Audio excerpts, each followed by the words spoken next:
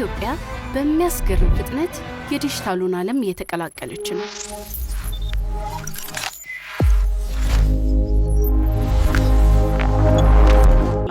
እንግዲህ በዲጂታል ኢትዮጵያ 2025 እና አሁን ልንጀምረው ባሰብነው በዲጂታል ኢትዮጵያ 2030 ሁላችሁም እንደምታውቁት ዲጂታሊ ኮኔክትድ እየሆንን በተለይም ሁሉም ነገር እጃችን ላይና ስልካችን ላይ ያለቀ ያለበት ዘመን ነው። በዚህ ዘመን የሳይበር ደህንነት ምን ላይ ነው ያለው፣ ምንስ ይጠበቅብናል የሚለውን በወፍ በረር አስቃኛችኋለሁ። እንግዲህ ሁላችንም እንደምናውቀው የሳይበር ደህንነት ጉዳይ የትሬት ላንድስኬፑ በጣም ሪስኪ የሆነ አንኤቨር ኢንክሪዚንግ ሪስክ እየተባለ ያለበት ዘመን ነው።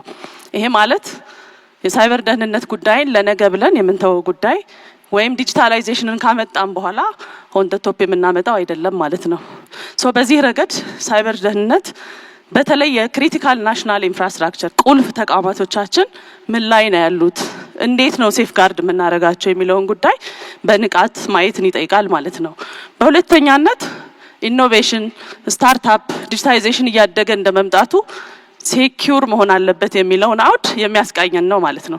ይሄ እንግዲህ ኢኮሲስተሙ እያደገ ሲመጣ ዲጂታይዜሽን እየሰፋ ሲሄድ በእያንዳንዱ ኢኖቬሽን ውስጥ ራስን መቻል ሀገርን ማሳደግ እንዳለ ሁሉ ደህንነቱን መጠበቅ ደግሞ ትልቅ ፒላር ሆኖ ሊዳሰስ ይገባል ማለት ነው።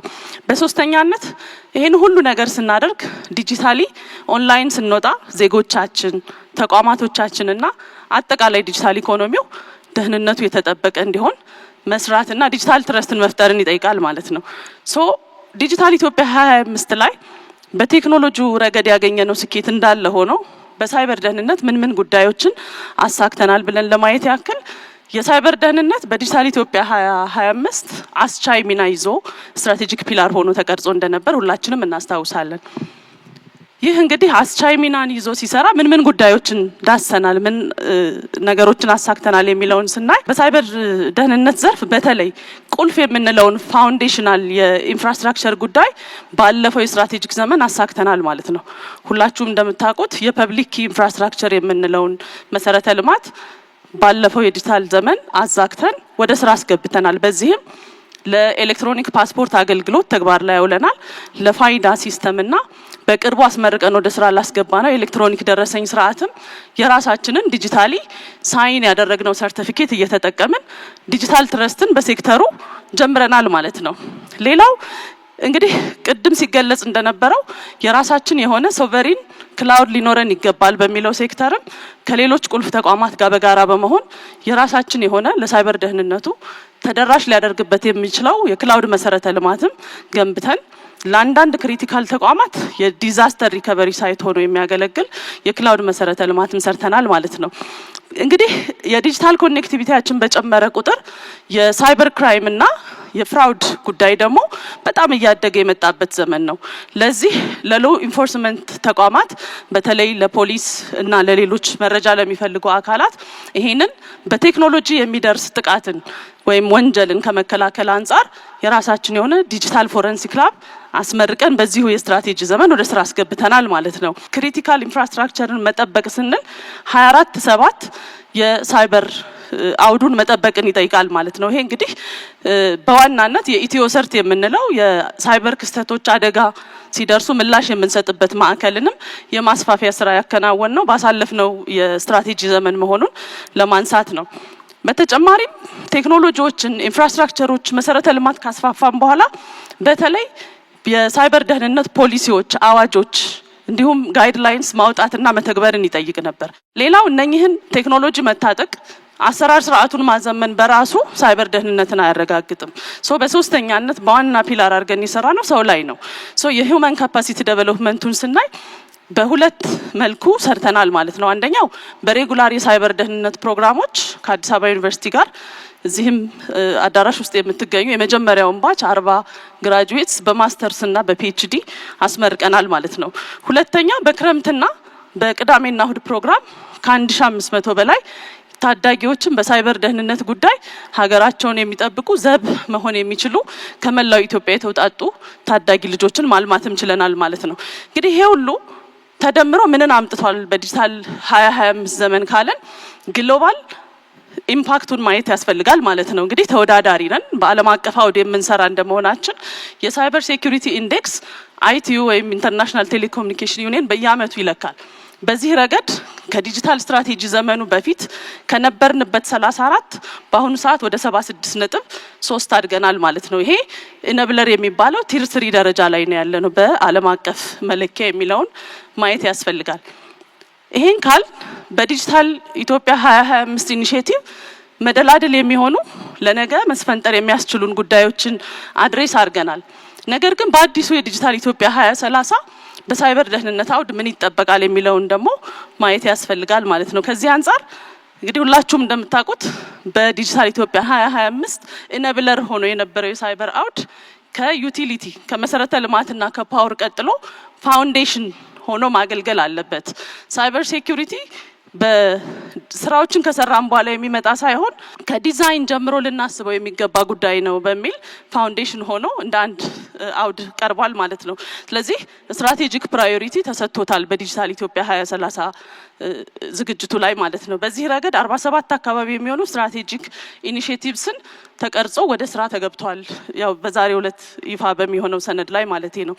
በዚህ ረገድ 5 ሜጀር ኢኒሼቲቮች በዲጂታል 2030 ስናሳካ ምን ላይ እንደርሳለን የሚለውን ለማየት ያክል የመጀመሪያው አይበገሬ የሆነ ቁልፍ መሰረተ ልማቶች ሁላችሁም እንደምታውቁት የዲጂታል የመንግስት አገልግሎት፣ የትምህርት ስርዓት፣ ግብርና፣ ጤና ሁሉም ሴክተር የሚጠቀመው መሰረተ ልማት ደህንነቱ የተጠበቀና በቁልፍ ተቋማት ላይ የሚቃጡ ጥቃቶችን የሚበግር ሊሆን ይገባል በሚል አንድ ፒላር አድርገን ይዘናል ማለት ነው።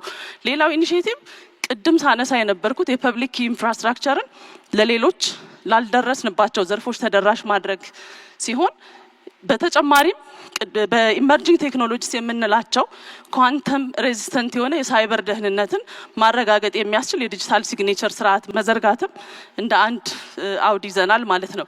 በተጨማሪ ሴክተሮች እዚህ ያለን የግል ሴክተር፣ ፋይናንስ፣ ዩቲሊቲ ሁሉም የትምህርት ተቋማት በየሴክተራቸው ስለ ሳይበር ሴኩሪቲ ዝግጅት የሚያደርጉበትና ተደራሽ የምናደርግበት የስትራቴጂ ዘመን እንደሆነም ታሳቢ ማድረግ ያስፈልጋል። ሌላው ቅድም ስናነሳ እንደነበረው ዲጂታል ኮኔክቲቪቲ ሲመጣ የገንዘብ ልውውጦች፣ የመረጃ ልውውጦች፣ ፐርሰናል ዳታ ኢንፍራስትራክቸር ላይ የወጡ ሲሄዱ በዋናነት የዲዛስተር ሪከቨሪ ሳይት ያስፈልገናል ማለት ነው። ይሄ የአደጋ ምላሽ መስጫ ማዕከሎች ያስፈልጉናል። ሁሉም ሀብታችንን ኦንላይን አድርገን ዲዛስተር ሪከቨሪ የሌለው መሆን ስለሌለበት በሚቀጥሉት 5 የስትራቴጂክ ዘመን ይህንን ለማሳካትም በዋናነት ይዘናል ማለት ነው። አዲሱና በዚህ የዲጂታል ስትራቴጂ ዘመን በጣም ይበል የሚያስብል ፒላር የተነደፈው በተለይ በቢዝነስ እና በፕራይቬት ሴክተሩ የሳይበር ደህንነት ሴክተር የተነካ አልነበረም። ይሄኛው የዲጂታል ስትራቴጂ ዘመን ለግል ተቋማት ስለ ሳይበር ሴኩሪቲ ጥልቀት እንዲገቡና ሴክተሩ ላይ እንዲሰሩ የሚያስችል እድልም ይዞ መጥቷል ማለት ነው። ይሄ በተለይ በሳይበር ደህንነት ታለንት ማልማት ሂደት ላይ ሪጅናል ሀብ ሆኖ መስራትን እንደ አንድ ኢኒሼቲቭ ወስደን የምንሰራበት ይሆናል። እንግዲህ በዲጂታል 2030 እነኚህን ነገሮች አሳክተን ኢን ኮላቦሬሽን ከሌሎች ተቋማት ጋር ስንሰራ ምንድነው የምናገኘው ካልን ዜጎች ሳይሰጉ ዲጂታሊ ኮኔክት ሆነው አገልግሎት ማግኘት የሚችሉበት የዲጂታል ትረስት ይፈጠራል። ሁለተኛው እንደ ሀገር ሉዓላዊ ዲጂታል ሉዓላዊነትን የምናረጋግጥበት በተለይ ቅድም መግቢያ ላይ ሲገለጽ እንደነበረው በራሳችን አቅም የሚለሙ መሰረተ ልማት ፕላትፎርሞች፣ ሌሎችም ሞባይሎችን ጨምሮ ማለት ነው ጋጀትስ ስናሳካ ሀገራችን ዲጂታሊ ሉዓላዊ ሆነች እንላለን ማለት ነው። እሱንም ኤክስፔክት እናደርጋለን። በሶስተኛነት የሳይበር ሴኩሪቲ ኢንዴክሳችንን ከ95 በላይ በማድረስ አሁን ካለንበት 76 የሮል ሞዴል ኢኒሼቲቭ ላይ የምንገባ ይሆናል ማለት ነው። እንግዲህ ይሄን ስንሰራ አልጋ ባልጋ ሆኖ እናሳካዋለን ብለን አናስብም። ነገር ግን ፎከስ ኤሪያችን ምን ላይ ሊሆን ይገባል የሚለውን ለማንሳት ያክል የመጀመሪያው በሳይበር ደህንነት ዙሪያ አዌርነስ ንቅናቄዎችን መፍጠር ይፈልጋል። ይሄ በጋራ የምንሰራቸው የጀመርናቸው ስራዎች ናቸው ማለት ነው። ሌላው እዚህ ያለን አመራሮችም ባለሙያዎችም በተለይ ቴክኖሎጂ ላይ ያለን ለሳይበር ሴኩሪቲ የምንሰጠውን እይታ ፕራዮሪታይዝ የማድረግ ጉዳይ ይፈልጋል ማለት ነው። ከዚህ ውጭ የሳይበር ደህንነት ባለሙያዎች በተለይ የግል ሴክተር የትምህርት ተቋማትና አካዳሚያ በርብርብ በመስራት ልናሳድገው የሚገባ ዘርፍ እንደሆነም በትኩረት ተነስቷል ማለት ነው። ሌላው በተለይ ከፍሬምወርኮች የሚወጡ አዋጆች መመሪያዎችን በኮምፕላያንስ ከማሳካት አንጻር ያሉ ክፍተቶችን በጋራ ሆኖ መድፈንና መጠቀምን የሚጠይቅ እንደሆነ ለማንሳት ነው። እንግዲህ እነኚህን ጉዳዮች ቻሌንጆቻችንን ተወተን በዲጂታል ኢትዮጵያ 2030 ስለ ሳይበር ደህንነት ስናወራ ምን ጉዳዮችን ነው እዚህ ያለን ሰዎች ይዘን ልንሄድ የሚገባ የሚለውን ካየን የዲጂታል ካውንስሉ የመሪነት ሚናውን ወስዶ አቅጣጫ የመስጠት የማስተባበር ሮል ይኖረዋል። ኢንሳ በሳይበር ደህንነት ጉዳይ ሊድ የማድረግና ኮኦርዲኔት የማድረግ ማንዴት አለው ማለት ነው።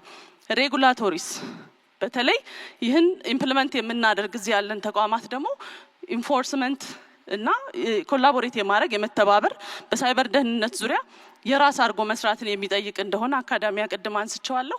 ቁልፍ መሰረተ ልማቶች የአሎኬሽን ኦፍ ሪሶርስ ወይም ሪሶርስ የመመደብ ሳይበር ደህንነትን የቤት ስራ አድርጎ መውሰድና በኮላቦሬሽን የመስራት ለኮምፕላያንስ ሬዲ የመሆን ጉዳይን የሚጠይቅ እንደሆነ ለማንሳት ነው። እንግዲህ ይሄም ብዬ የሪጂናል እና የፌዴራል ተቋማት ደግሞ ምንድነው የሚጠበቅባቸው የሚለውን ስና የመጀመሪያው አደረጃጀቶች ያስፈልጋል። ሳይበር ደህንነት ከአንድ ማዕከል የሚሰራ እንዳልሆነ ማሰብን ይጠይቃል ማለት ነው። ሌላው ሪሶርስ አሎኬት ማድረግ የሊደርሺፕ ኮሚትመንት ይፈልጋል። በሲ ለብል ያሉ አመራሮች ሳይበር ደህንነትን አብረው ከእያንዳንዱ የዕለት ተዕለት ስራቸው አስተናስለው ማየት መምራትን ይጠይቃል ማለት ነው። ሌላው ኮላቦሬሽን ቅድም ስላነሳሁት በዛው የሚታይ ይሆናል። ኮሚኒቲ አዌርነስ ላይ ለሌሎች ንቃተ ህሊና በምንሰጥበት አግባብ በጋራ ሆነን ከሰራን ሁሌ እንደምንለው የሳይበር ደህንነት የጋራ ኃላፊነት ነው። ስለዚህ በጋራ ተባብረን ዲጂታል ኢትዮጵያ 2030 ላይ ዲጂታል ትረስትን ፈጥረን የሚሳካበት ዘመን እንዲሆን በዚሁ እጠይቃለሁ። አመሰግናለሁ።